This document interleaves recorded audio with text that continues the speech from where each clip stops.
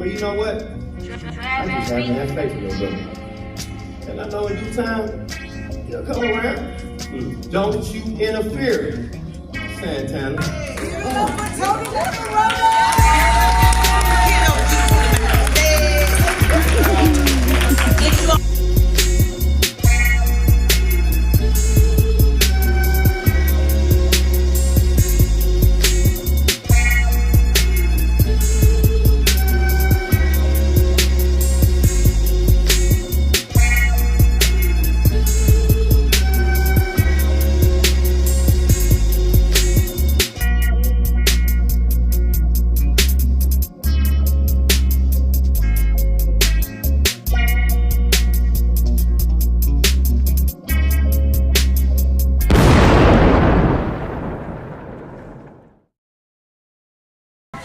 What it do? What it do? What's happening, man? What's happening, man?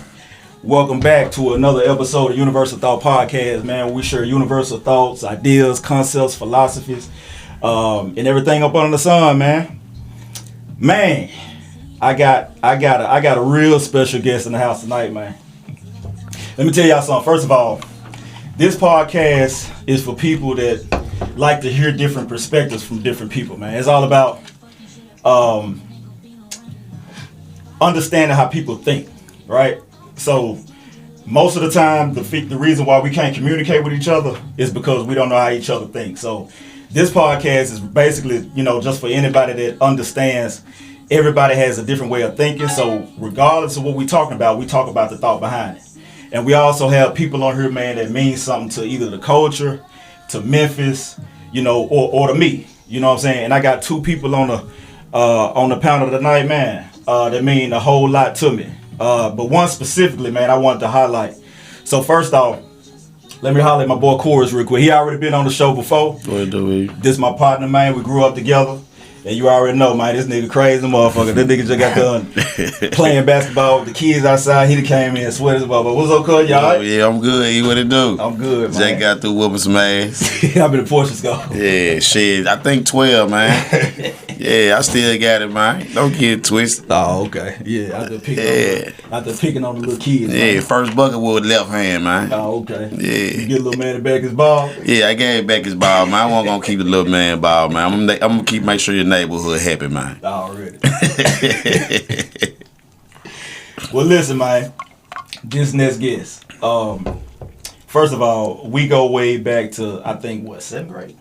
About 7th grade. Ridgeway High School, man. This always been a level-headed dude.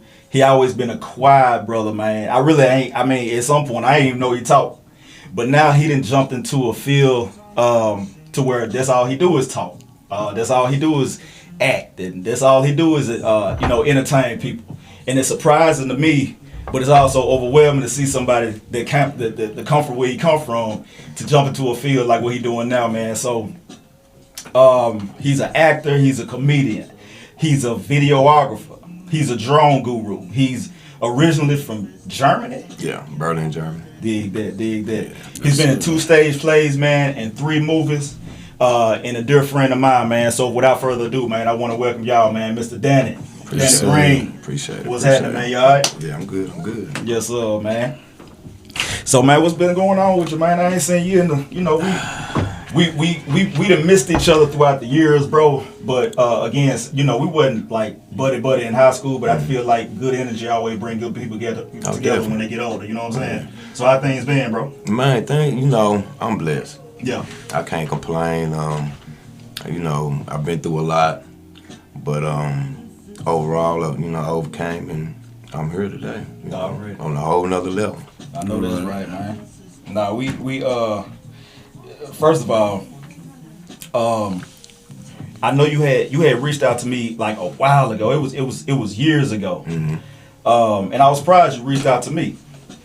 And then at some point I said, "Damn, man, is that Danny doing some different level shit out here, man?" You know what I'm saying? And then I seen your work. I was like, "Oh, okay, he's serious. He dead ass serious." A whole lot different, man. It's I'm living life. Yeah. A lot of people ain't living life. A lot of people lost for the cause. They just doing stuff to be doing it. And I was there at one point. Now I done got to the point to where I'm actually living life with a purpose. Already. You know, every move is strategic. So I done came a long way, you know, and I just feel like, you know, getting older and seeing things and experiencing things is like, it just really molds you into a different being. You know what I'm saying? Like, I'm totally different from what I used to be. Right. Like you said, in high school, I was reserved, I was quiet, I was cool, you know. Yeah. But coming from a whole nother country to the States, it was a culture shock for me. You know what I'm saying? Barely knew how to speak English. Right. The only words I knew when I first came here was hi and bye. Right. And I love you. You know what I'm saying? Wow. So it was different, and maneuvering through time like that and getting to where I'm at now, I feel like I've accomplished not everything that I want, but a lot. Right. Let's get into that, man. How was that transition going from where you come from? First of all, let's talk about your upbringing a little bit, man. How is it what's the culture like in Germany opposed to how it is here in the States? It's more natural. You know what I'm saying? It ain't In Germany, you say? Yeah. It's not as judgmental. Like, for example, if they showed a baby on there that was naked, just, you know, with the butt, They wouldn't make a big deal. No, they wouldn't make a big deal about it. In other words, over here, if they seen it, oh, you exploring the children, and this is just, you know, their thinking. So wow. It was a lot more peaceful over there. Just my childhood period in Germany growing up, I can't complain. It was good. Yeah. So how old were you when you moved over here? I moved over here in 97, 98. So I was like, I want to say 14, 15 maybe. Okay. And what 97, 98. Because we graduated in 02. That was like 7th grade. Yeah. Something like that. So like 7th grade. But really 6th grade is when I came here. Yeah. 'Cause I went to Ridgeway Elementary. Yeah. Did you know you were German? Yeah, because I kind of, I always kind of been that type of person that know people. And then him and Lil Joe went to the middle school before they came over, where the elementary. Yeah, before they came over to Ridgeway Middle High. Because, you know, then we was 7 through 12. Right. Mm-hmm. So they went to the elementary that was next door at that time. Oh, okay. Yeah. Okay. So I really been knowing Danny really a long, long time. Yeah. That's why I say he was quiet, but he reminded me of Terrence. He was kind of quiet out there. Yeah. Yeah, you know what I'm saying? We out, you know what I mean? Now, I'm gonna be honest with you, Daddy. I didn't really know you. So when I first seen you, I thought you was kind of one of them like a nerd type. Yeah. You know what I'm saying? Yeah. Because every time I seen you, you had your backpack on, you just walked straight up, didn't talk to nobody. Yeah. So me not knowing, you know, that's just how the kids are. We, you know, if you different from us, we'll check you. But I ain't never check you because you just quiet. I was you different. didn't mess with nobody. Listen, I was different, but I was cool. Yeah. You know, Yeah. folks would check me and they'll feel sorry afterwards. They'd be like, man, Mine cool. bro, really cool. You know? Yeah. Because of my culture, how I was raised. Yeah. It was different. He was like Lil Joe though. I'm telling you, you know, folks thought Lil Joe was kind of nerd, you know, tummy shirt tucked in. Lil Joe. Yeah. Joe was a little different because Joe talked to anybody. Then he just loved talking to women. But before that was like, but I see what you're saying. At first he wasn't like that. For real. He wasn't like that. He just kind of opened up to it, and like Danny kind of opened up, like, cause I think we took a class together. Something that's how we kind of. So he kind of gave me that. Like that Lil Joe, like that feel. It was like Ridgeway was different. See, you come from Orange Mound, you used to hard knuckles, like, you know, but then I thought it was more diversity, but they was like cool diversity though. Right. More smoother. You know what I'm saying? Yeah, get along with everybody. Like when I met Tim Burke on them, you would think the scream my language white boy was the nerds one, but they was one having all the weed, having all the mushroom, having everything we need. The Schaefers, yeah. Knowing them. Yeah, you know what I mean? Yeah. Okay. Yeah. Man, you taking me back, man. I'm in my head. I'm at Ridgeway right now. Yeah. You know what I'm saying? He took me back then to the Noah Schaefer them party. Yeah, for real. Everybody jumped over the fence when the police came in. Their parents was out of town. Yeah. Now, when I tell you, they might remember. He bring up stuff like, man, I would have never thought of that. This might remember everything. Because I really cried when I had to go to Ridgeway. That's all way I always remember that year when you said what year. Yeah, because I used to I stayed at the corner. Melrose come by there playing the drum, and I used to look up to Sid Wilson. Sid Wilson was an idol to me, bro. Like, I looked up to dude. You know what I'm saying? Like, he was that star. And Sid won the championship on every level it was, man, from high school championship to going to Knox winning the championship to going to Pittsburgh Steelers winning the championship. And when Mom moved out there to the East, it was just like, dang, I gotta go out here, man. I don't want to be around E4. I cried when I had to leave y'all, thinking y'all was gonna be there, but not knowing when I'm going to Ridgeway. Ridgeway had 2 buses that ran out of Bethel Grove and Orange Mound out there. Everybody came. The Muffin was out there. The whole mound, to be honest with you. Yeah. Black Corey, Donnell. Yeah. Mm-hmm. Like a lot of the whole, a lot of the team that it was cool. Yeah. So let me ask you this, Danny. How did you actually get into like videography and then into movies? How did that actually start? Man, this was like about 5 years ago. A partner of mine, he did like Christian rap, gospel rap, and you know, he told me to come to this video shoot, and I always had a thing for music. You know, I don't care what genre it is. It's just I enjoy music, whether it's making beats or hearing different, you know. So he invited me over, and I remember this guy Ali shot the video, and I was in the video, and after I seen the video, I didn't like how he shot the video. I didn't like my part. Right. You know what I'm saying? So some just told me, hey, look into some stuff. Look at some cameras, and how can I go about shooting my own? Right. See, I was always the type, if I didn't know how to do it, I'll find out. There you go. You know, all you gotta do is show me one time. Yeah. And if I feel like, hey, you know, if I'm weighing my options, I'm like, well, should I pay somebody to shoot my video, or should I learn how to shoot my own videos? Just kind of like this podcast. Right. You can pay somebody to engineer this and this and that, but I learn by myself. Why don't you just do it yourself? Save you some money. So that's what I did. Man, you sound just like me. Anything I can say, some overhead on, and then I know I'm skilled at a lot of stuff. All I have to do is just let me go and learn. If I know I can do it by myself, I have time to do it. Anything I feel like I ain't got time to do, then I'll pay somebody else to do it. There's so many outlets where you can learn. You know, I learned everything off YouTube. Yeah. You know, by trade, I'm a welder. That's my 9 to 5. Oh, for real. And if I told you, man, I ain't know how to weld a lick, and I learned it off YouTube, you'd be like, you know what I'm saying? Man, it is, man. It's a blessing, especially like you got a mind frame of somebody that wants to get out here and make a living from something he love doing. And I love seeing people doing what they actually love to do, especially if you can make an income from it. Man, that's a plus.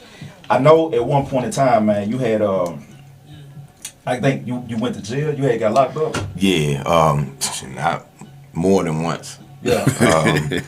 I went to jail my first time. Hold on before you say that. Because you know it's crazy. Bro, more than once. I remember. Yeah. I mean, he came out. He got the tattoo. I remember when you called me when you first got out. Do you remember that? You reached out to me when you first got out. You had. I didn't even know you was locked up. You were having a conversation with me. You was just like, man, you know, I just got, you know what I'm saying, out, and I'm, you know, trying to, you know, do this and wing my way, this and that. And we spoke for a second. You know what I'm saying? I gave you my blessing. Like, look, reach out, whatever. Yeah. And the last time I seen you, and it's really what made me like, I said, Danny, man, this shit hurt. It's for him. I ran into you. I was still doing my thing. You caught me going in the club. There was John Jeezy. Sure was, yeah. You forgot about that, didn't you? Yeah. I was doing my thing, and you got. It was your birthday.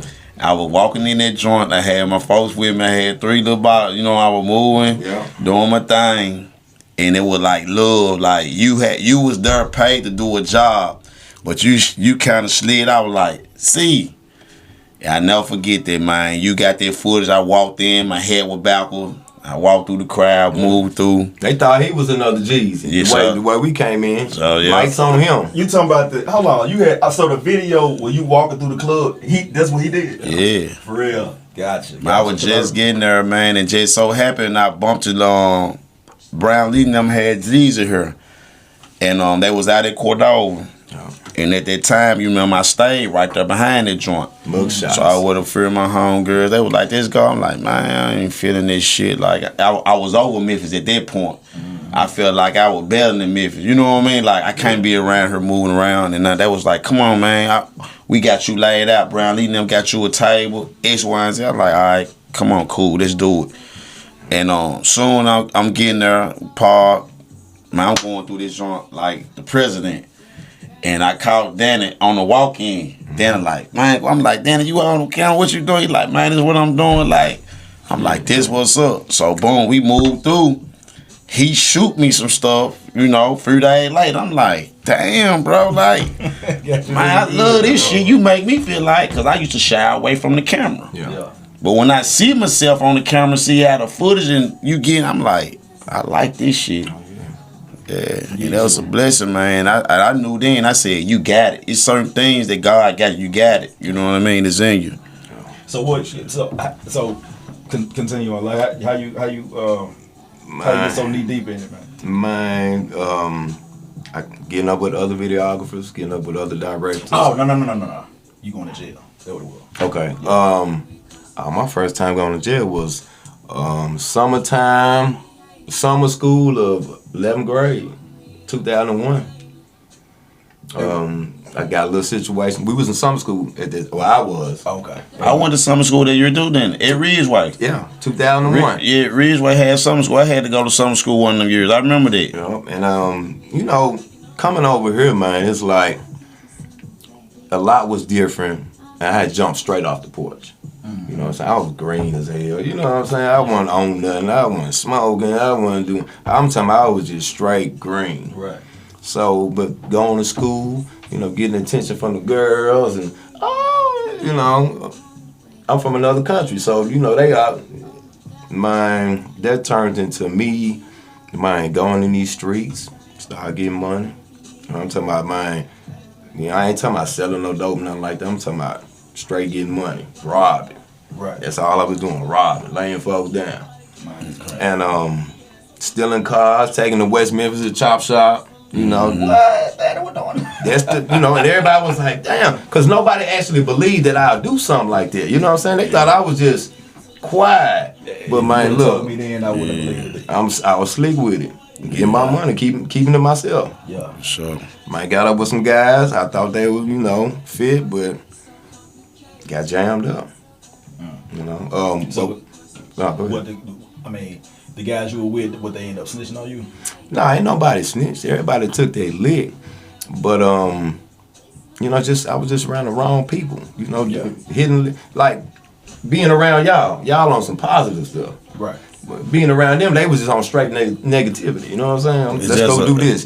About a matter of time you gonna get jammed. Yeah, for sure. And that's how it was, man. It was my time to get jammed up, and bam, I got locked up. How long to keep? For that charge, I was a juvenile, so they only kept me for a year. They sent me to Somerville. Okay, you went out to Somerville. Yeah, John S. Wilder Youth Development Center. Yeah. And they had you for a year? They had me for a year. So I stayed out there, man, 17 till I was 18. Wow. And I thought it was over then. So you got out and you didn't learn your lesson? I did. I was good for about 3-4 months. You heard Sound about like me. Yeah, I was good for 3-4 months because, you know, I got a taste of freedom now, and them same guys, they coming back, what's up, what we gonna do? And hey, I'm right back at it. Right back at it. Yeah. So what was the outcome of that? State time at the Penal Farm. 5 years at the Penal Farm. That ain't shit. But yeah, it definitely was something. Yeah, I learned a lot then there too. They're gonna teach you something. 20 years old going to prison. Right. Everything gonna teach you, especially when you're not used to that environment. Exactly. Yeah. When you're not used to that environment, it's gonna teach you something. And I'm talking about, man, I can recall days being at 20 years old and being scared. Mm-hmm. You know what I'm saying? Because I wasn't accustomed to this type of culture. Yeah. Gangs, you know what I'm saying? Folks getting stabbed, beat up. And I'm like, damn, what I done got myself into. Yeah. So did you feel like you had to, coming from Germany over here, did you feel like, man, I need to build some type of, I guess, a mystique by myself? That's what I did. Yeah, that's exactly that was the way.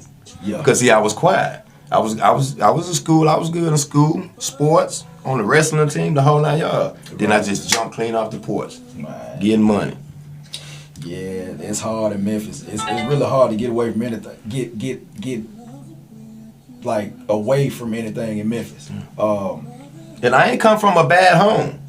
I was raised in a 2-parent home. My mom and my dad. That's why it surprised me so much. I'm like, damn, and I don't know what happened. I don't know. I just know you hit me up one day, and I know you had just got out. You remember that? No. Yo, I think it was either your girl. Like I had no idea who she was, and she said, I think she said he know you, or I'm calling his friends or something like that. And then I talked to you. Yeah, she was reaching out. She was reaching out to folks that she seen that was in his inbox. Right. That was you talking about my she went to Ridgeway with us, right? No, I thought you was talking about my baby mama, your cousin, Tyranny. Yeah, last name Smith too. Tyranny. I got a son by her. My oldest son, 19. Yeah, Siobhan. For real. Yeah. So when she said your name, when she seen the video, she said your name. I was like, yeah, we went to school together. She was like, boy, that's my first cousin. Okay. Yeah. Wow, that's crazy. See, I didn't know none of this. Unless it was the other time you talking about. That's the only one I remember though. I really don't even. All I know is somebody was reaching out to me, and they was telling me about your situation. Mm-hmm. And she was like, I really can't even remember the conversation, but it was like in any way you can, help support them, help, something like that. And I'm like, yeah, just but I don't know what's going on. Like, just I think at this time they were trying to bring you home. Yeah. Oh yeah, okay, that's my ex-wife. Yeah. This time I think they were trying to bring you home. I had just went to the feds. Yeah. On the flute, and man, I was known. I'm moving around. People know me. So they had a party for me, and they tried to get some money together. So that's probably what they were. Yeah. You had a hell of a life, boy. But I see you now. So going from that to getting in what you do. So was it hard for you trying to find work, and then eventually you said, you know what? Let me go ahead and. Definitely, man, because I got right back out with the same mentality. I wasn't taught nothing different. Yeah, I got right back out. Look, man, we finna get right back to the money. Boom, I'm gonna do it. It was that crazy thinking. I think I'm gonna do it better this time and different, not knowing it's gonna be the same results of me getting locked up. So it really took for my granddaddy who passed away to come down to 201, and I was ashamed. You know what I'm saying? They had to come see me like that. He never saw me like that. And just the conversation that I remember we had. He was like, you better than this. I know you smarter than this. I want to see you get out, and I want to see you be successful. Is that what is something eventually changed your That was thinking? stuck with me the most. When you in prison and you see your family getting older, your sister who was 6 and now she 14, 15 without her brother, or your mom struggling, you know what I'm saying? It's like, that'll wake you up. Thankfully, blessed by God, I ain't had to see nobody in my immediate family pass away. Right. You know what I'm saying? Doing that time, being selfish, doing what I want to do. So I was blessed on that, and I always had that support. But, I ain't come from no bad family. It's just I ain't had nobody to really show me another way, another outlet. Right. I was working. I always kept me a job. Yeah. But I always wanted more. Right. Just didn't have a clear path on really how to get there. Didn't have no mentor, no OGs. I got you. But then as I got older, when I hit 16, 17, my pops was gone. Yeah. My pops dipped. He had to, he did his thing, and it's still pops. Don't get me wrong, but... Your pops still living? Yeah, he's still living. Okay. But him and my mom separated and got a divorce, and I was lost in. Now I'm the man of the house. Kroger's ain't doing it. Kroger's over there on Poplar ain't doing it. You heard me? Right. Pushing baskets in 100-degree weather. Yeah. So I had to hit the blade. Sure, we did. We was out there doing that at Sound Club. Yeah. Boy, that was a motherfucker though. And people don't even know that, E. Man, that shit used to be hectic. Man, when you trying to find, see you, I think all of us share that same thing in common, even being young teenagers, man. I wanted to work when I was 12, asking my mom, can I get a job? Yeah. We just wanted to, it's about, like, it really wasn't about that street life. It was just really about, man, Shit, I want to study no motherfucker. Earn some money. Get some money, When you go school shopping, you want to buy your own and give it. I want to start no motherfucking job. At all. Yeah, cool with it. I can't even remember you having no job. I was hustling. Yeah, I can't remember you. But then having when no I job. got jammed up, you know what I'm saying? That when my mama gave me the opportunity, got me on and said, and I helped E get on. I motherfucker had the ankle bracelet around my goddamn shit. I was, man. Damn, what grade was that? E? We was 10th grade then, right? We was in the 10th grade, yeah. Going to be junior. Man, shout out to man Ruben, Big Will, E Molly. For sure. Man, I used to have them niggas at the house. I wouldn't let them folks leave. Cause them folks, I couldn't even go outside cut the grass. I used to just want to go outside cut the grass. Them folks told me I couldn't do nothing. I said, what kind of bracelet they got on me? Free, get out. Yeah, I couldn't go. I couldn't even step out to do nothing. I just had to strictly be in the house. Cause I violated while I was on the house arrest. So they were really, you know what I'm saying, really tighten down on me. You know what I'm saying? And I was the same way, like you said, I come from a good home. Yep. I come from a good background, man. I just think it's just, well, your environment, you come up around, you see hustlers, and I'm looking at my uncle and them, they were hustlers having it. That's who you looked up to. You ain't look up to no ball player because you really didn't see no ball player. Right. Because at that time, we didn't have no Memphis Grizzlies. We didn't have, when the football team came here, they stayed here, a few years before they left and went to NAB. We didn't have that. So you only seen the dope boys come around with the best cars, the best jewelry, the beautiful women, you know what I mean? So you like, man, I want to have that right there what they have, you know what I mean? It's what I want to be like. Man, we sure was around. We seen a lot of that. Yeah. Man, we seen a lot of that. Yeah. Oh, Danny, man, let's talk about your character real quick, man. I see you online, and you got your character. What's your character name? OG Tony Macaroni. OG Tony Macaroni. Macaroni. Where that character come from, man? Mine, I was always like this little jokester. I remember being back in school and my best friend Paul, we used to check folks all the time, check Miss Lovelace. You know what I'm White saying? boy Paul. Nah, Paul Gillum. Big Paul. Big Paul. Yeah. Big Paul Gillum. Big, kind of tall. Black dude. Yeah. I got to see Paul. Man, me and him, I always used to, crack jokes and check, and man, all that just really stuck with me as I got older. I was always joking and clowning around, and man, really how I got into it, I'm on social media, Bigo Live. Yeah. I'm on there just tripping, seeing some other people be different characters and be other characters and play with puppets and stuff like that, just entertaining. Right. And I was like, man, how can I, and getting money on there. Right. So I'm thinking to myself, man, how can I open up another avenue for myself to go ahead and make some money online? Right. So I studied the algorithm, you know what I'm saying, of what people were doing, and ended up coming up with that character. So where do you do the character on? Is it on TikTok too? I do it everywhere. Everywhere. TikTok, it's on YouTube, it's on Bigo Live, on Super Live, you name it, Facebook, I'm there, Is that character in there of the movies? No, he's in a lot of video shoots and a lot of skits, like music videos and then skits as well. Okay. But how I came about it, like OG Tony's a troll. Okay. Right. He's this flamboyant character that everybody loves, but then hates at the same time too, because he feel like his shit don't stink. Right. And he think he a celebrity, but he really ain't.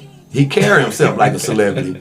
But when you look at him, you like, oh man, here go this nigga. You know what I'm saying? Yeah, and that's what OG Tony is. But he funny. He a ladies man. He swear up and down, he clean as hell. Now this is the one we're talking about with the wig. With the wig and the teeth, With yeah. the teeth, okay. Yeah. Like Jerome and Ron. Yeah, exactly. And what's funny, right now, I'm in a stage play if Martin was filmed in Memphis. And I'm playing Jerome and I'm playing Otis, the security guard. For real, they're my favorite characters too, though. Yeah. Oh, Otis in that motherfucker. That what's up. I think, let me see. Otis. Yeah, Otis. Otis and man, it's a tie between Kung Fu Joe too. Jerome and Yeah, I like Kung Fu Joe. Dragonfly Joe. Dragonfly Joe. Dragonfly Joe. Man, this hard, man. So you play different characters, like Martin and man, who else? Eddie Murphy. Yeah, flip the character. That's a hard. That's a hard line. That was That was the best to do it. Damn right. That was the best to do it, man. Jamie Foxx, Martin. Well, Martin original to me. Martin you know original. What I'm saying? Shanae, he played Shanae. He played himself. Then he played Mama. He played Mama Payne, Shanae, Jerome, the mechanic, Roscoe. Bob. Roscoe, and then Otis, the security guard. And then Otis. And then Dragonfly John. Dragonfly John, So how tough is that? Hey, we forgot about the white guy. Bob. Oh, that's Bob. Yeah. I don't remember the white guy. For real? Bob. Yeah. He had on a little jumpsuit like he had the wig up there like Larry Bird. Yeah. What he say? He said, I just ate 8 slices of pizza. You remember he had the stripper? When they went out of time? Oh, man. I swear, all I get my memory be shot, man. Yeah. I remember certain things now, but it's I done been through so much. Yeah. I done network with so many people, not using that for an excuse, but it's like, man. How to freshen up. You know what I'm saying? But the crazy thing about it, y'all, that was my favorite show. Me and him used to call each other and watch this shit.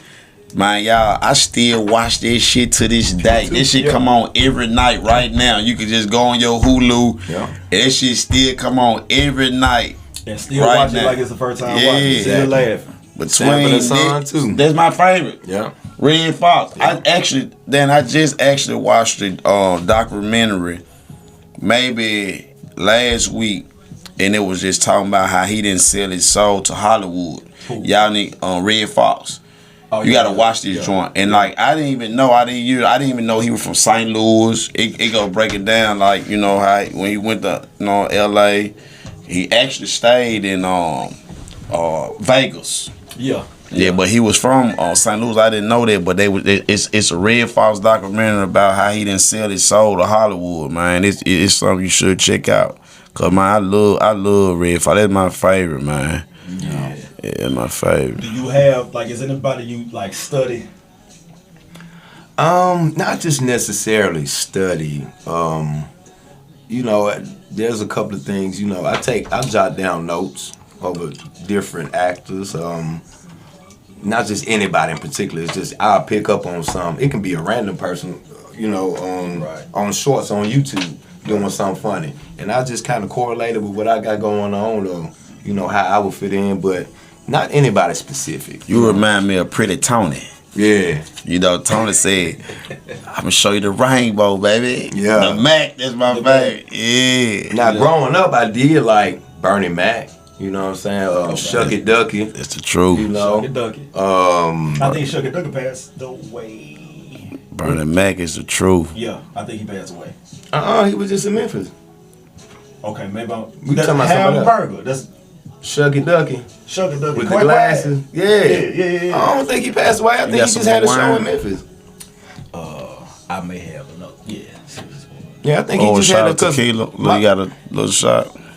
It's some Humidor down here. Reposado? It's Reposado. Yeah. Let me just do a little shot or something. You got a couple of cues, so man, we all gonna do a shot. Give me a shot too. Yeah. Okay. All right, cool. Hold on. Did y'all sit with one? I told you that. Hold on, I still got a corner there right there. You can get that. Yeah, I'd rather have a shot. Cause I've been drinking y'all some wine drinking and I can't do all that. wine. I drink wine. Like one more red cup, man. It's like he be telling, it's the upper echelon. You know what I'm saying? I'm a champagne drinker though. Champagne and tequila, I mix that shit together. I can't do that. Nah, he got the good shit in the counter, man. You supposed to broke this shit out, man. See, I be on that Grandma Ye. Yeah, that Grandma Ye. You like my mom. My mama love Grandma Ye. Huh? More of a brown drink of whiskey? Or just liqueur? Mine, Jack Daniels, Crown, you know what I'm saying? Yeah. Now that I'm just switched to liqueur just recently because it was smooth, you know what I'm saying? Yeah. And it was from Paris, you know what I'm saying? I feel kind of fancy, you know. Hi, Patty. So what you got? Do you have any other characters? Nah, it's just OG Tony Macaroni. Then I got a puppet named Bad News that that I incorporated too. But other than that, it's just really OG Tony. What's the most like out of what you do? Because I know it ain't easy, man.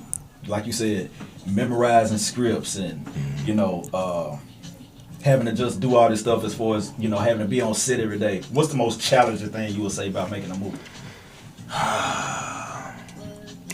It's time consuming, you know, and I feel I'm real big on time because it ain't monetary. You can't give me time back. Yeah. So anything that I do is consistent of my time. I got to make sure I utilize my time in the right way because I don't want to wait. I can't waste no more time. Right. Yeah. I done wasted 10 years of my life for being selfish and doing stupid stuff. You know what I'm saying? Right. So I'm at a point in my life where like anything that I'm doing, it's got to be worth my time. So yeah, it's mine. Being away from family. Hold on. You know, everybody had all their own trouble.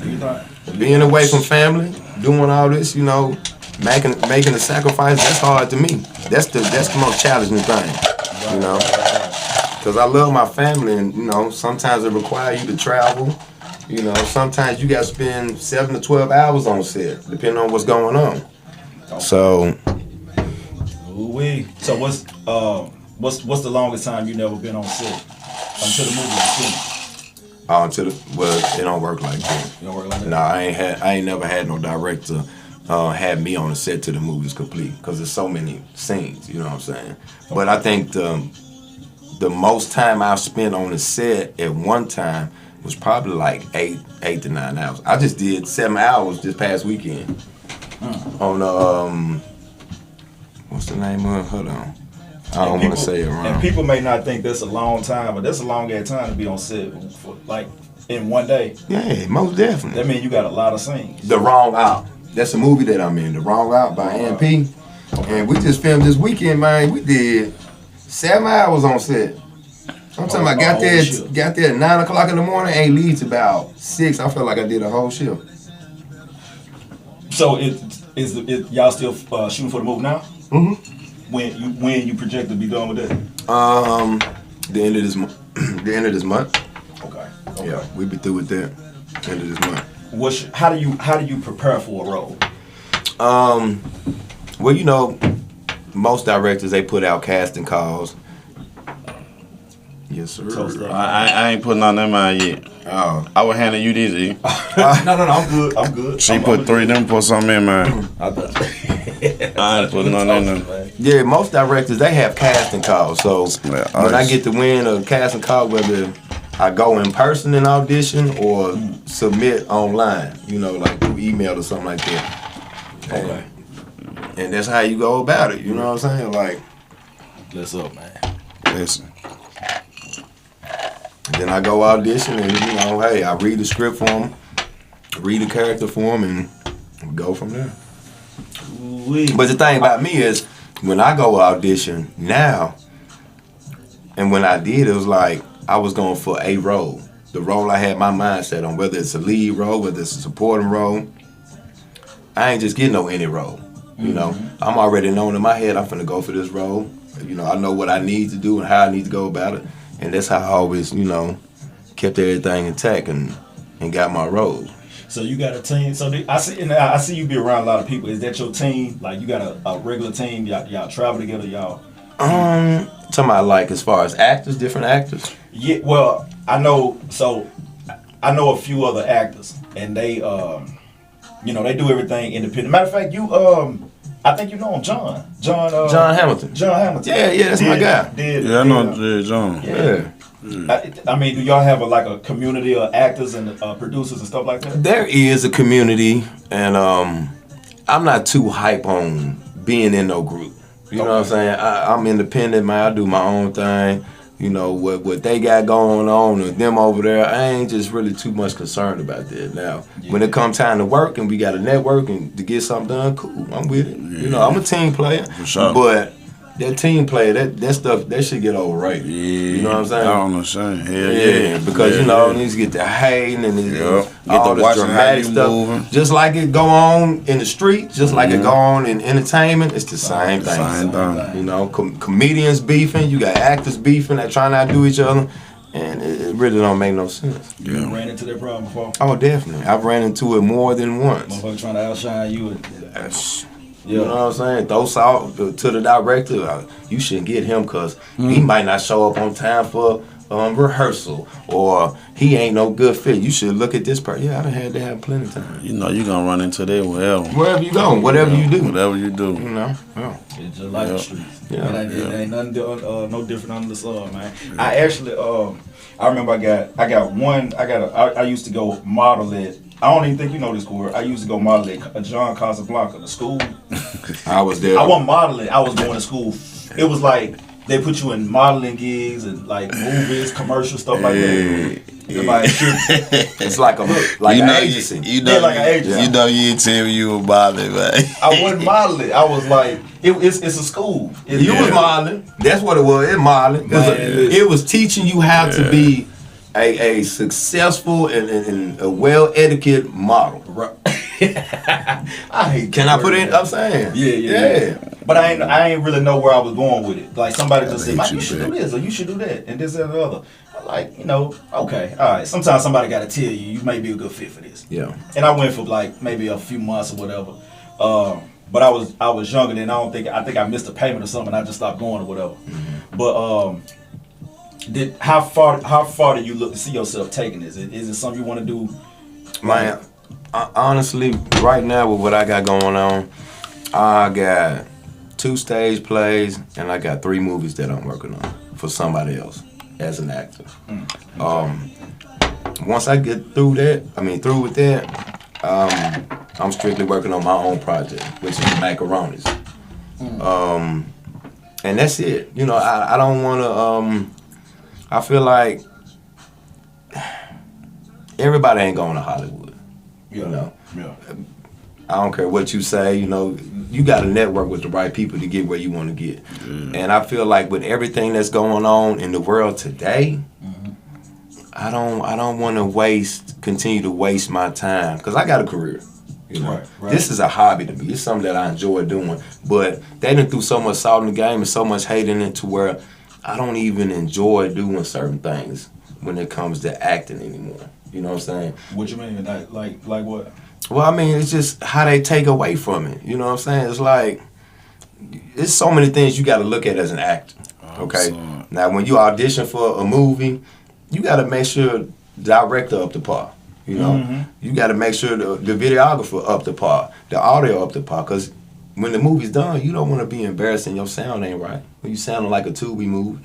Right. You know, or the cameraman playing around. He got an iPhone in his hand instead of a real camera. You know what I'm saying? Right. It's like as you get up in your career, you want to be taken seriously. So other people got to take you seriously. You know? Right. I mean, if you don't got, for most women, if you don't got no makeup artist or hairdresser, or you're not funding the clothes, they looking at you like low budget, independent, like, you know. So.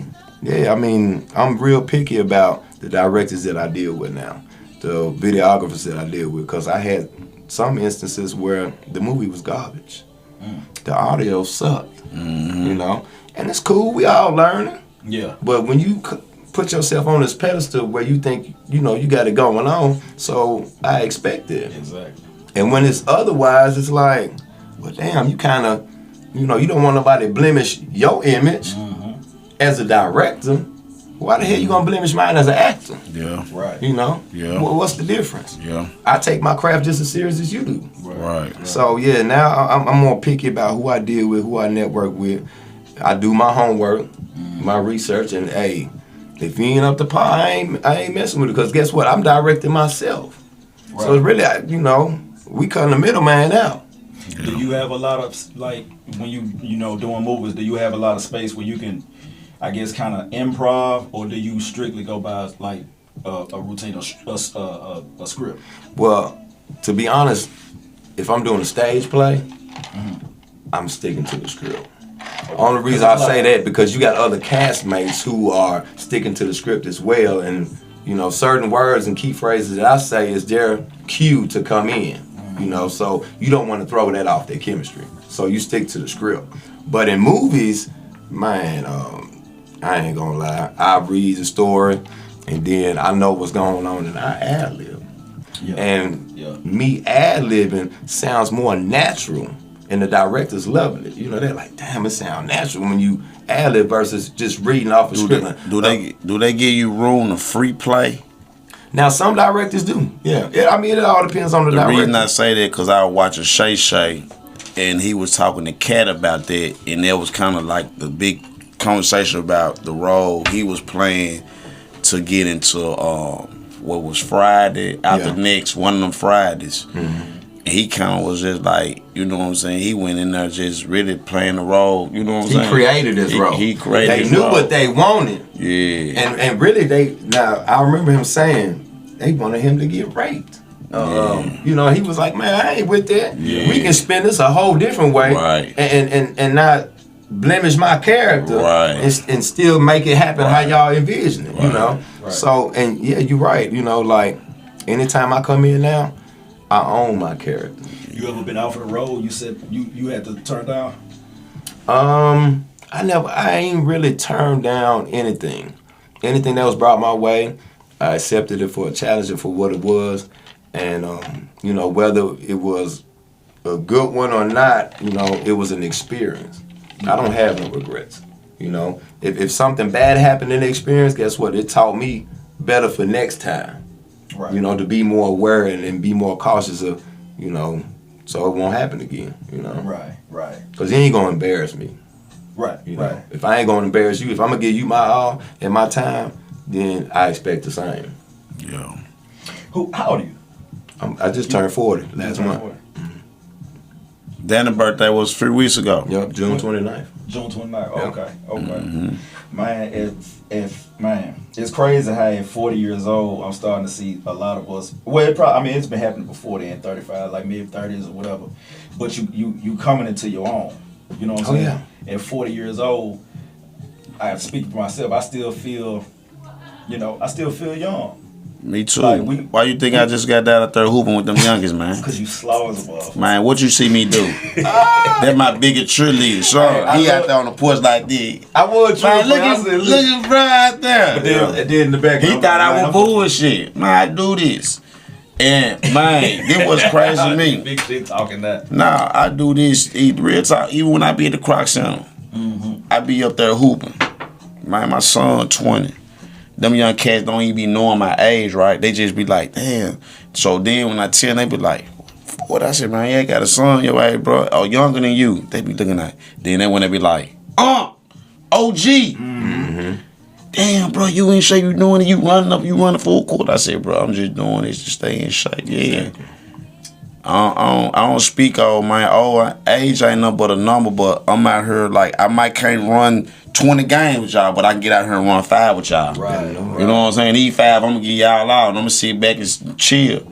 And I say that to say, like, what do you do to keep yourself? Because we got to keep our win though. Like when you're doing something that's time consuming, like you do, it's just like I heard Chris Brown. He said like at the age he's at, he's still young, but bro, eventually them knees gonna go. You know what I'm saying? You're gonna start feeling pain. Like how do you keep the energy? It's a mental thing, you know. I'm a firm believer in that, you know, whatever you put into it, that's what you're gonna get. Right. And growing up, I've always been real competitive. You know what I'm saying? They call me OG, and I'm out here too. But I tell them, look, don't call me that. Me too. Cause anything you can do, I can do better. Right. You know, don't get that confused. Oh man, I'm telling you. And it's your mental. You know what I'm saying? Yeah. Like I still feel like I'm 22. Me too. But then when I get to moving, sometimes after I be like, oh Lord, It take a long time to recover. yeah, or it be one of them hard days when you working and you'll be sleep like Pop at 8 o'clock. And he said a mouthful when he came in. What he say? Full-time welding. Welding is a craft. Like I deal with that in my business. What I deal with now, I never knew welding. That's major. Yeah. That's major. Like That's major. That's you have to have that eye. You have to. Everything you put that depends shield on over your face. Yeah. This a different level. any kind of structure, any kind of building that you see, it got frames. You gotta get welded. Yeah. The breeze you ride across to go into any Gotta city. get welded. You know what Most I mean? cars that mess up, rims that mess up, it gotta get welded. Yeah. I had my partner. Actually, he my co-host too. He used to do welding, and then he had started welding on his own. He made me when I had them clothing lines. Mm-hmm. He made my logo out of a big steel piece of big steel, and he broke it, and he did. I mean, it looked exactly like my logo. Got it cut out, Heavy as hell. everything. Yeah. Like So most of you will throw away, man. You'll be surprised if you could take that and like, man, my barbecue grill from barrels, like you would be surprised. Made from what a we take. barrel. Yeah. You know what I'm saying? You break the barrel down, split it in half. Tables, like what you made this. Man, you'll take this, we'll weld this, man, you just get your glass, This had to be welded. yeah, it's like it's a real craft, man. I'm gonna tell you one of the things that I actually want. Me and her, she actually like put me on it. I want we call it a barndominium. Yeah. Where you take, the containers and shit, build your own Man, you house. gotta come to my dad's house and see his. He got a barndominium. Yeah, Scott. I'm gonna shout out to Scott, man. This is my stepmom brother. He's a welder, but he do Hey, get you some more too, bro. he do everything. But he took a container, and when you see this container, y'all go in, it's like it's in my dad's backyard, y'all. It's the best thing you ever seen. Oh, you talking about like one of them like trailer, Yeah. the metal bin. Yeah. Hey, man, it's some folks. You stack 3 of them on top of each other. You got your house. Yeah, I watch you got folks who made real homes. You won't even know it. Like it's a good thing. And they good for basements. Yeah. On the ground. Yeah. Now I ain't gonna lie, you gonna be digging, but once you get that up under there and go on fix your insides up, Yeah, got you something. Yeah, sure do. No, I ain't gonna lie. That's some I feel like if we was to really put some stuff together, man, and build a community. I ain't gonna lie. I had a dream about that the other day, and I don't mean to get too far off subject, but that's why I put it on my post. I said, man, imagine us all going in on the gated community, and we all seen next door that. neighbors. But That was I'm with really- that. I was gonna say that by what we was talking about now, like us coming together, not just us, just among this table. Like I'm gonna be honest, man. Going to Ridgeway was the best thing in my life. Yes. It put me around a lot of people that, man, we was embraced by a lot of good diverse. people. Diversity, like it was like a blessing, and we really got everything that we need, y'all, in the circle. Right. Yeah. No We matter really what kinda we went talk to an about. Ivy League high school, to be honest with you. Huh? Yeah, what I feel like. Yeah. Just like Christian Brothers, MUS, Yeah. that's how Ridgeway Yeah, was. yeah. You know? Yeah. And we got all of it right there, from the males to the females. Man, we got, and I'm talking about we spread it all out. Like I even talked to Lanky. Shout out to Jennifer Humphrey. We call her Lank Dog. Shout out to Lank. Shout out to Lank, man. Lanky Yeah. in Canada right now. You know what I'm saying? I hadn't seen her since she came for our 20-year, reunion. Mm-hmm. And actually, this past weekend, y'all, I was out and bumped into the class up under us, Ash and Sherry and them. They had their class reunion this past weekend. Oh, for real? Yeah, for Ridgeway. What the hell is it? Man, they was pretty much spread out, did everything. Like, you know what I mean? I ran into them. I actually just was out and bumped into them. They was like chorus. You remember Big Stacy? Stacy, yeah. Stacy, her Big best. Stacy. They still best friends. Stacy. She was 2 grades under us, though. So there was 2 years. So Yeah. it was 2. So there's so all them had their class reunion. I ran into them at Big Bad Breakfast Sunday, but they had their class reunion that whole weekend, which I was seeing them on social media. But my good people, like Ridgeway had the best of the best. People think we just talk. You know something? Well, I said, man, I'm Yeah. telling you, bro. Like, It was different. yeah, we were different, man. And you look at people now and look at the role we take on. It was a blessing to be around them people, man. Yeah. Yeah. Man, think about it. You got you doing movies. Corey's on his own trucking situation. I got a credit business and doing podcasting. You got some of the best basketball players come out. You got Black, man. He giving back. He messed with them kids tough, bro. Yeah, still Man, the cold, city, too. Man, the city, and then Black still running. He running the league. Shout out to Black. Henny Bean, Adrian. Yeah. Man, you got E. Molly doing his thing, real estate. Right. Got his clothing You line. got Fofon doing the clothing. You Happy got Day, Happy Hour. you got Tweeted she a big time designer out in California. in California. You got the one I ran into. I keep on forgetting his name, and I don't want to say it. Corbett. You know, I told you looked up the movie because you remember I sent it to you. And I was trying to tell Danny, because he out in California. You remember he heard his move about 2 months ago in all the theaters. Yeah. What was his name? Because he told me about it. What's his name? You remember I sent it to you. I screenshot and sent it to your phone. It's Corbett. But he, big shots out to him. I'm going to get the man right because I'm going to have to ask GQ, but I sent it to your phone. Yeah. You know, I screenshot it. But he out in California, but he came in Memphis. I didn't even know who he was. He knew who I was. Yeah. So we at my cousin restaurant. He like, hey man, you went to Redway with the woo? I'm just looking at him like, man, yeah, what's up with you silk wearing ass nigga? You know, I'm still sitting the motherfucker. You got on all this silk. Yeah.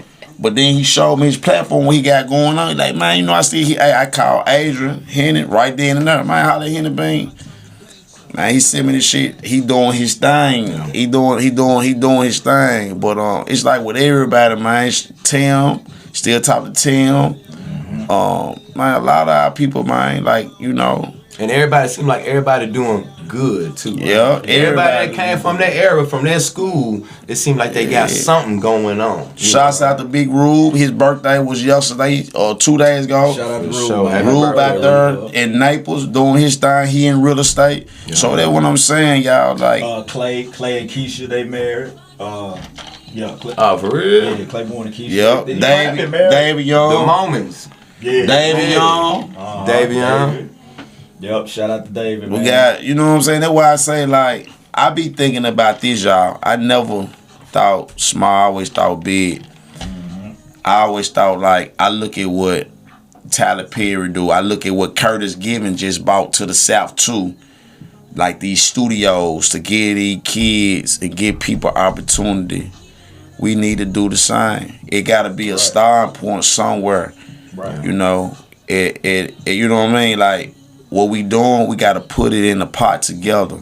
Yeah. And we got the resources. We got people around us like it's all there. under one umbrella. No big ass, no little you. Yeah, you know, but people always get the big head. You know, because people always think that, you know, they got to be on top and they can't, you know. Sometimes you gotta follow. You got in order to lead. Right. You know what I'm saying? It's only natural. You know what I'm saying? You got to. And people get so prideful and so stuck in their ego to where that's what break the bonds, and you know, or it be some petty stuff. I pulled a post up yesterday with Charleston White, and I don't know if you can go to it, probably off my screen, off my story, but he was just saying like, I ain't better than you. You ain't better than me. One love. Like I said, together.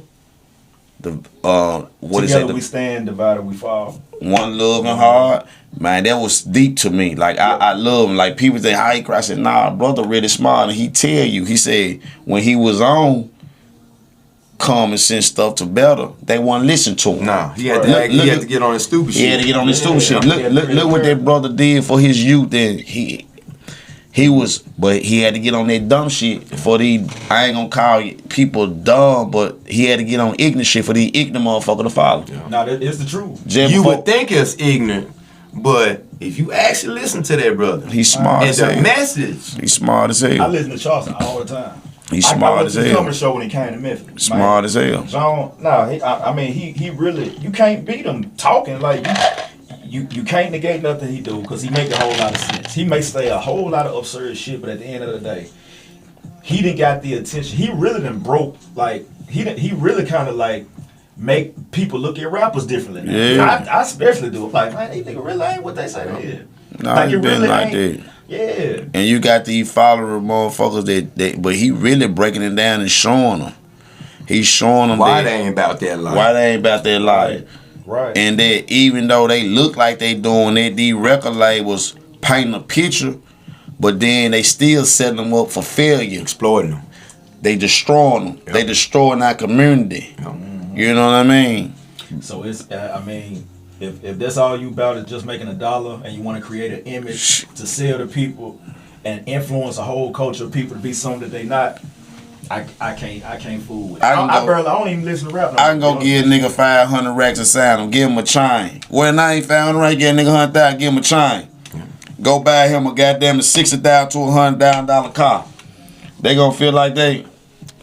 You ain't gotta be 100,000. It ain't even You gotta get be nigga 50 bands right now, man. and a used car and a chain, and they going for it. And they gonna go for it. They gonna sign it. Sign they sold for 5 years, 5 records, however, Yeah. that's how it is. That's what they look up to. And not knowing the history of it, not knowing it's bigger morals, man. Hey man, I really do. Again, anything that's gonna bring us together with all the resources we got. Yeah. I mean, I just see us doing something real powerful. Well, this is what I want. This is what I want to do.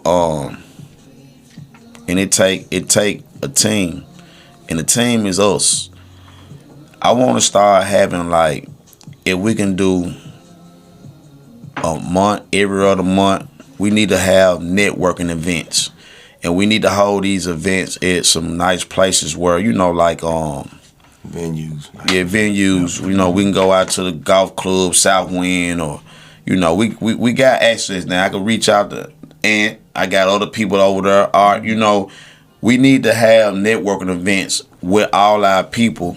And it's like, the ones that's out of town too. And they get them time. That's why I say you can't do everything in a month. We could do, if we at least do them every 3 months, or at least have 2 a year. So 2 a year, we get 6 months in. So, we prepare and we get these events. And we need to start, man, putting a lot of things together, man, because, like, it started with us. Yeah. We ain't got no more boys and girls club, y'all. It don't take a lot of money to get out here and have things where these kids look up to different things. They just want to hear a voice. Yeah. They want to hear a voice and see a strong presence. See, now they ain't got shit to do but look at this phone and pick up this phone, and the only thing they do is see these rappers that's lying and all this shit, and they just follow that and feel like this shit cool, and it lead them to motherfucking hell or in the jail cells in them cages. Yeah. Right. You know what I'm saying? And the people in the white man is getting richer and richer off of this shit. You know what I mean? I always look at, and that's powerful. You just said that we really need to do that for real. Like let's but that require planning and not bullshit. Exactly. Let's really get together and do it. Exactly. I was some things we just really can't help. Like the phones is here, the computers is here, social media is here. So how can we use that to our advantage? What apps can we create? You know what I'm saying? How can we? That's why. Okay, if I know that my nephew, stepdaughters, whatever, if they're gonna be on the internet all day, let me give them something to watch. You know what I'm saying? If I notice some things they could be learning, whatever, go watch it, go check this out, and then they'll hear something that'll spark because I actually like. I can't, if you can't beat them, join them. But let's do it our way. It's got to be more hands-on though. Got to. Because I'm gonna tell you now, you can easily sit there and give them an itinerary of what they need to read and what the guidelines they need to follow, but you got to be hands-on. You got to be direct with them. These kids is lost out here. These kids are doing anything, and they ain't understanding really the consequences to their action and how it's destroying the community. You know what I'm saying? You got kids, bro? Yeah. How many kids you I got? got 5. Damn, Fred. Yes, sir. Everybody I get on here got 5 plus. Yeah. And they grown. All of them grown except for one of them. And he 8. I ain't gonna lie, y'all. I got originally 3, but just the ones I take care of is 6. Yeah. And one passed away where one got murdered in Chicago. That was Davon, and he was one of my oldest. And that's why I really kind of, his mom, it kind of took us apart away from each other. Because if you ever lose a child, it's either gonna bring you close, huh? He was yours? No, he wasn't. He wasn't. Stepkid. Yeah, but okay, I got you. Yeah. You don't remember when Davon got killed, man? Yeah, I remember that.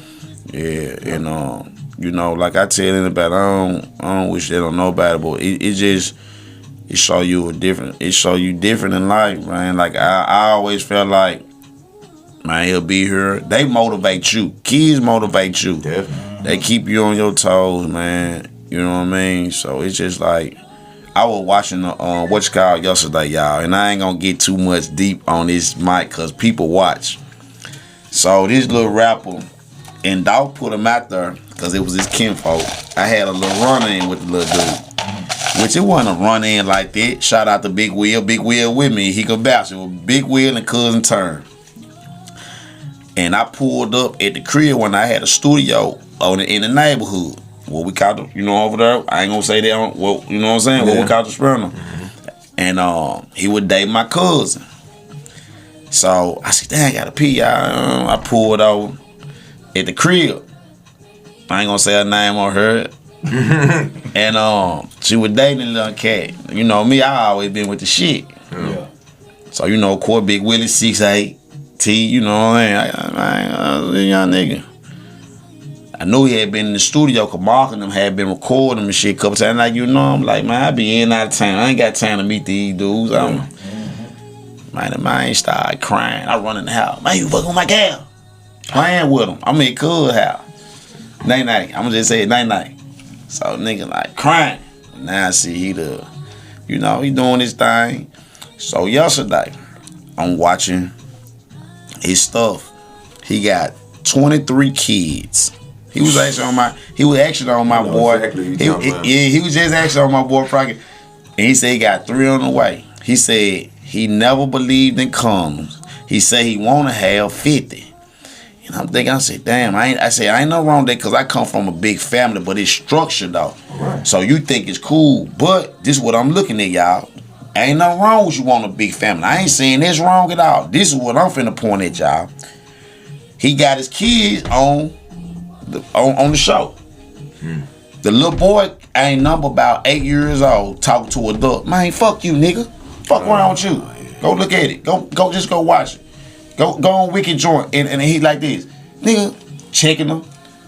Bitch ass nigga, I slap you. So I'm looking at this, y'all. I'm being honest. It's me being a father. I would beat my son ass left to right. Nigga, you better. So he sitting there like this, like it's cool. I'm watching this shit. I just watched this last night, y'all. I just watched this shit last night. And I'm like, damn. But they show you, y'all, what they teaching, right. What they putting out here. That's why. Not only that, look where he probably got it from. Yeah. Look who he idolized. Yep. You know what I'm saying? Yep. So, but see, he come from a good family. I know his grandma. Mm-hmm. He wanna be on camera and be rah-rah. Mm-hmm. Nah, bro, ain't nothing wrong with no smooth player. Yeah. Ain't nothing wrong with no. And if you gotta get out of line, then you take care of your business. Exactly. I think that's where they like you notice how most of the time when we talk about what they doing. They always either come from a good home or they, you know what I'm saying? Like they good kids. They really just like these kids want to be accepted. We in a different world. The world we used to know is gone. Yeah. When they see social media, they was born into social media. Yeah. Yes. So they really do think it's just like everything that we was against, they do. Mm-hmm. Like it's the opposite now, just like snitching. Mm-hmm. Don't say nothing. Bro. Be quiet. Don't say nothing. They actually think it's part of like being hardcore or whatever by actually talking about that. I'm finna do the crime and I'm finna record. Like they really think this is normal. This normal behavior. Like so now when we go out and we see this, it's so abnormal to us. Man, we don't even really want to approach these young niggas. Like we don't know what to say to them. Like, we gotta know how to relate to them. I ain't gonna lie, E. I don't think I'm the hardest dude in the world, but my presence speak. Right. Like when I come around them cats, bro, I can go in just before I came over here, E. And when I say we, I'm talking about like grown-ups now, just to adult. Like some of us still get it. Yeah, I just left out the rough of the rough. But it ain't like I'm walking around like, damn. It's like they look at me like, damn, man, he smooth, he cool. But then they know you cross that line, I'ma tap you on your ass though. Mm-hmm. But then when you get to talking to them, they ain't got no guidance. Right. That's why I be going in the gym like you be like hooping. And I ain't just I exercise, but it be like you exercising their mind too, like feeling where they at. Like you hear someone type of like, nah, look, bro, you don't do that. Go about it this way. You know, I ain't trying to tell you what to do, but I've been there. But like, go about this way. You looking at shit different. Like, you know, you just have to tap in on a lot of things, man. Like, it just. It's their upbringing. Yeah, it's their upbringing. When you look at the era, growing up in the 80s, we had our father. Yeah. You know what I'm saying? But as you get down to 2000s, guess what? Everybody getting locked up. Your daddy in jail. So your mama raising you. And you know, shouts out to all the single mamas, but you need that daddy there to guide and you know what I'm saying? Or they ain't got them grandmas. They don't got them no more. They ain't getting fed no rice and biscuits no more. No. No. Like I'm 40 years old and I got respect to where if I'm around my grandma and them, I'm smoking or something, man, I don't smoke around them. I step in the backyard. You know what I'm saying? It's a respect level. If they walk outside, know what I'm doing, I'm gonna put that joint out. It's just a respect level. You know what I'm saying? You remember back in them days, we'd help them. We see them come out, so let me open the door. Exactly. Let me get these groceries. Let me get these groceries. Let me open up your door, Nowadays, man. these kids look at your ass and let you take all the damn groceries. Shit, they'll rob them. Yeah. They're strong on them because they feel like they ain't got no pistol. Let me get that person. Like they're strong on them. You know what I mean? That's sad, and I ain't trying to put it on different race, but it's the black culture. Definitely. You know, it's sad. The only thing that I love being raised in the 80s, but I feel like it started with us. Like the generation that actually failed these kids, it started with us. Because if you see most of we still present ourselves as young. We still look young. Some of us still really kind of act young. And we still doing what they doing now. We friends with our kids now. You know what I'm saying? We done became friends with them. So that takes away the respect level of how kids look at us. Like what they see on the internet, they don't see in real life no more. Like everything I could tell you is like if I mentor you, if I tell you, man, this ain't my word. I don't see the respect you talking about. So I'm gonna disrespect everybody. This is what I see. But like I said, the upbringing is different, That's and what I'm saying, right. we ain't go through everything that kids nowadays are going through. Yeah. It was a big difference. Yeah. Growing up, man, you can go outside as much as you want to. Yeah. Right. Hey, man, you couldn't pay me to stay in the house and play no Sure video did. games, Me either. Fortnite, this and that. punishment. It was kids growing up now. They, like you said, they got thrown right into social media. Yeah. You know, keeping up with the Facebook, doing this and that on Instagram. Yeah. Man, we ain't know about no damn Instagram. It was what was it? MySpace. MySpace. Chat line. Yeah, on the phone. Yeah. Press 1, you know. And we were getting our ass whoop y'all because we didn't want to come in the house. Mama say, get your ass in for the For the street light lights, come yep. on.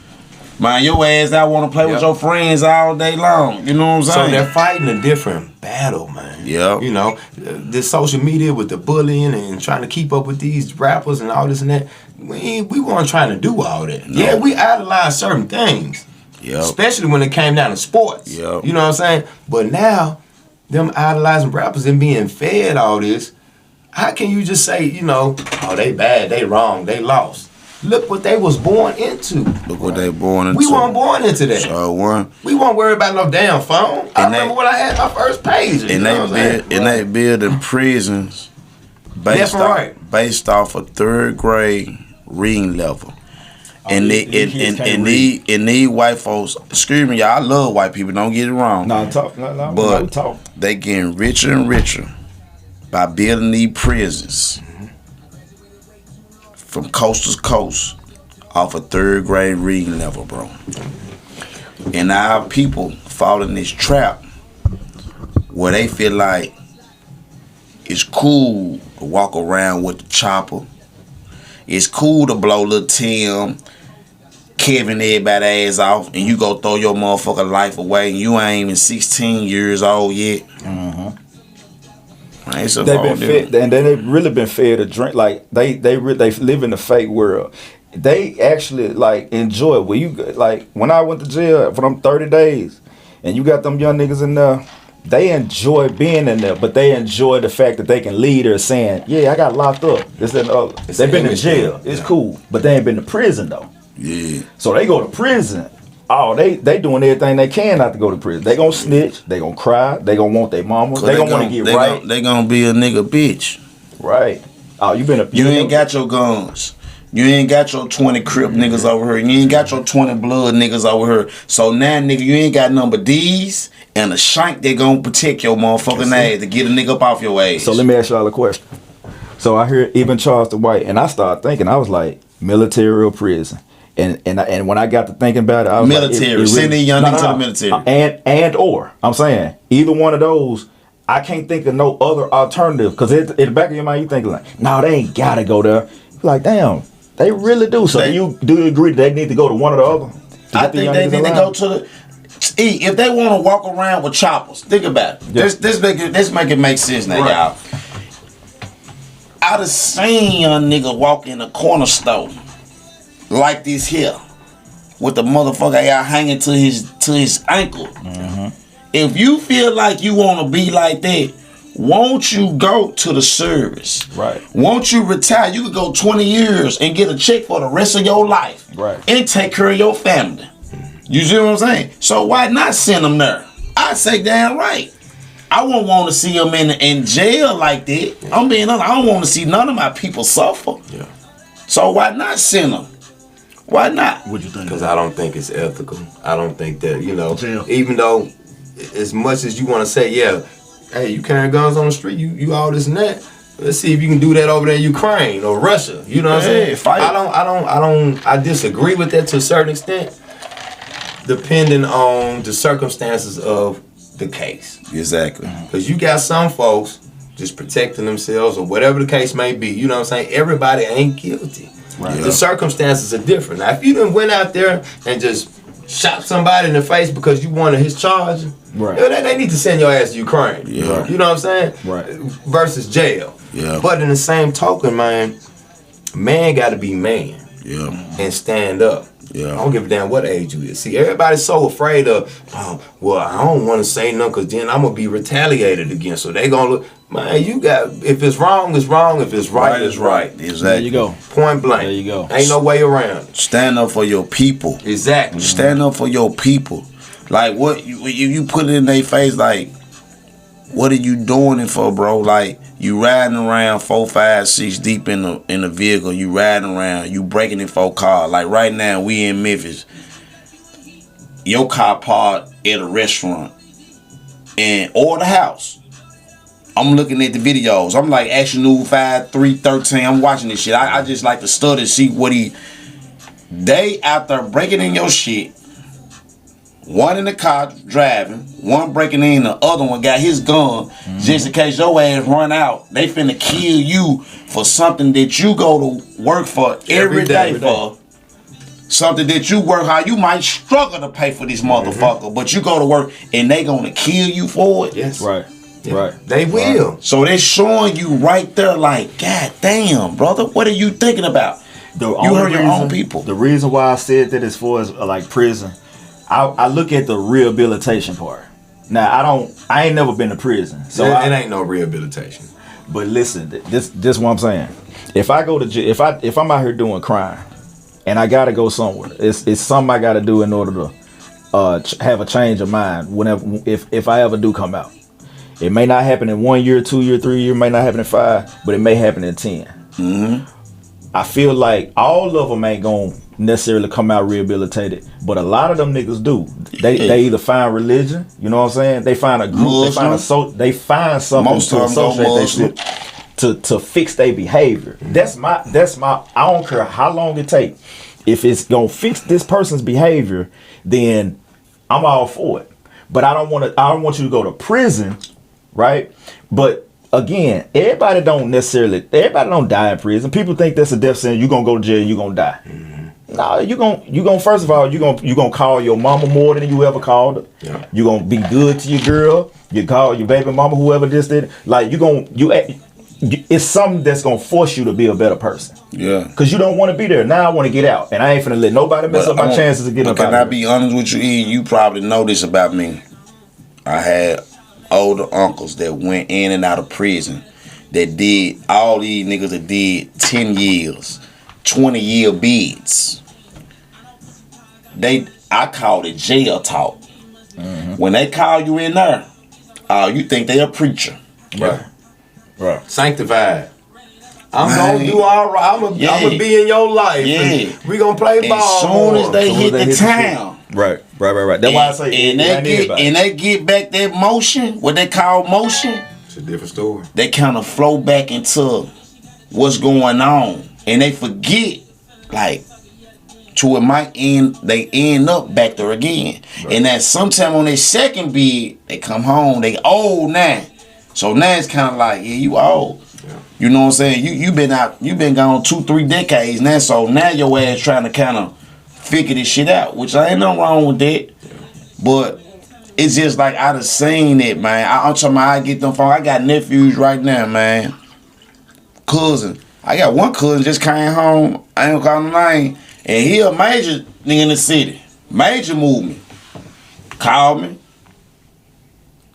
Cuz yeah, I got you. Come pick up something. But then he been out not even a week. And this somebody went the real way with us. I ain't gonna call no name on camera. He ain't got real tough with. They said they big dogs out here now. Mm-hmm. But he flowing back into that water. His mama called me yesterday, was like, Course, can you just kind of help him? I said, I'm gonna tell you this.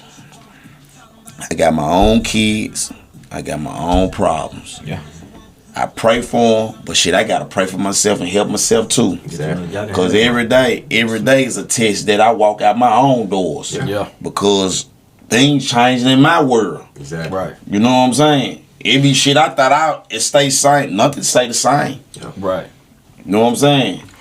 I'm gonna say the last part, man. We're gonna move to the next segment, man. Hold on. So do y'all think when they took like ROTC out of schools, that messed them up too? Because they have no structure. Yeah. Hell yeah. ROTC, the trade, they used to do workshop. Yeah. Welding. They took all that out, and that what kind of messed us. So they called it Votech back then. Yeah. And we needed that. And that's that's another thing. And I don't mean to cut you off. These young, the majority of the young people, and I was too. I was raised by a single mother, right? Mm-hmm. When you raised by a single mother, a lot of times these young niggas, they don't know how to express how they feel. They don't know how to express anger. So they express how they feel like their mama do. They express it like a woman. And whenever you have a child that ain't never been disciplined by a man, he don't know how to take it when a man trying to tell him the right thing to do. You see what I'm saying? I don't know how to really, but he respect all women. He just don't respect men. I don't mean to cut you out. Hold on, football coaches, basketball coaches, that's really kind of their job too. Yeah. You know what I'm saying? So get into a sport. Yeah. If it come down to it, may have to go to the military, or it's some got to give you structure, but you need it from a man though. But I'm gonna be honest with you, E. I ain't mean to cut you out, and I ain't trying to be funny. That my mama, like my grandma. Mama, she a man and a woman. The first woman I ever seen have a nigga running down the street. No bullshit, y'all. No, listen, no. That's why. No bullshit, y'all. No bullshit. Man, his stepfather. Man, I'm hitting the block. We young, walking up.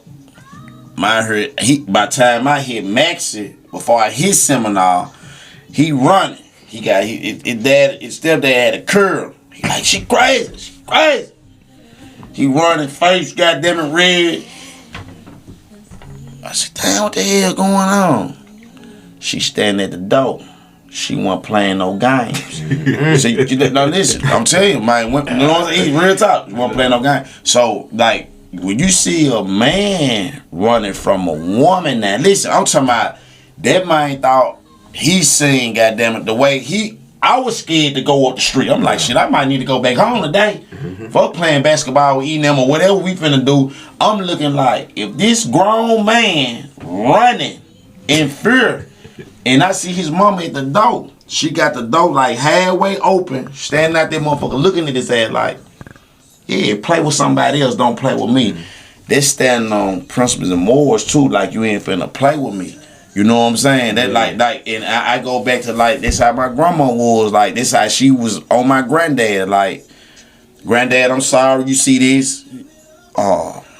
He wasn't shit. He didn't provide. Right. He didn't, you know, and when she did let you back into our life, you didn't take care of your kids. She wanted you to be around the grandkids. You wanted to come in there with your chest stuck out. Mm-hmm. My grandma paid out a bill. You want to come in and smoke. My grandma smoked cigarettes and weed at that time. Mm-hmm. Then when she worked for police, she stopped smoking weed. We smoking cigarettes. He come in the house, he smoking cigarettes. And my grandma, they never smoked cigarettes around her. When it got cold outside, if she did have to smoke in the house, get what she smoked there, y'all? Bathroom. In her bathroom. Yeah. She shut her bathroom door and have her vent going. We never seen her walk through no house with no cigarette smoking. When the weather was good, she sit on her patio and smoke her cigarette. My granddad coming there with his feet kicked up like he King Macho. You know, my folk gonna be mad at me right now. You know what I'm saying? You don't know how you gonna chop this up, but this some shit.